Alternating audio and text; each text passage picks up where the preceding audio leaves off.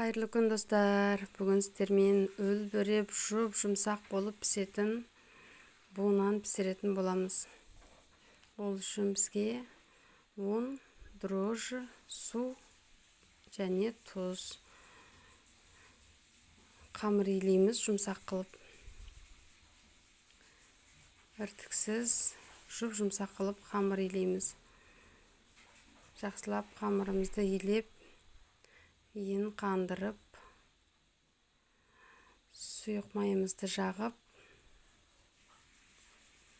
жақсылап басып, иін қандырамыз. Бірнеше рет тындырып. Сосын бетін жауып, жарты сағат, 1 сағатқа ұнымызды қоямыз. Мінекей ұнымыз көтерілді.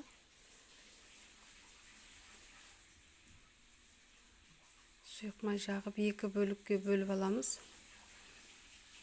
Бір бөлігін жақсылап жазамыз, жұқалап. Бірнеше түрлі жолдары бар. Домалақтап лепешканың ұнындай дайындасаңыздар да болады. Осылай нәзік әрі әдемі болып шығады. Ұнымызды жұқалап жазып аламыз.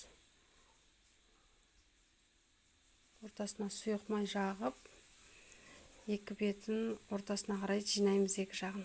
Сосын осылай кесіп, бір-бірден кесіп аламыз.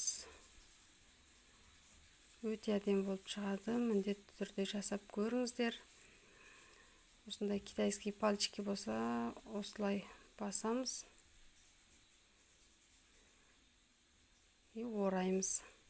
Екі ортасынан басып, сосын орап, осылай гүлді қылып жасаймыз. Осылай ұзын еш нәрсе жоқ болса, карандашпен жасасаңыздар да болады. Барлығын осылай бір-бірлеп жасап аламыз. Өте оңай. Жасап көріңіздер. Пампушка деп те атайды бұны.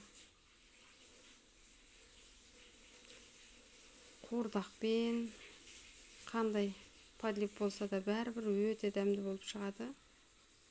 Мінекей, суымыз қайнады. Қасқанымызды майлап, дізіп алдық, жақсылап. Енді 30 минутқа қоямыз. 30 минутта пісіп шығады.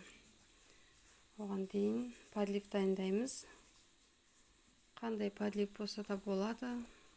Өз еріктеріңізде. Қуырдақ болса да барлығымен жеуге болады. Сарымсақ, сельдерей, әдеттегідей мен ганфан, лағманның подлив сияқты жасадым. Сіздердің өз еріктеріңізде қалай жасасаңыздар да болады. Томатымды қосып, сарымсағымды барлығын қуырып,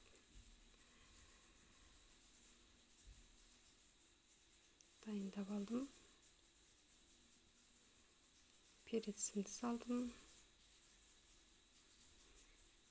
Пекинка и картоп қостым. Тұз, соевый соус. Мінекей дайын болды тамағымыз. Жұмсақ болып пісіп шықты. Міндетті түрде жасап көріңіздер. Өте дәмді болады.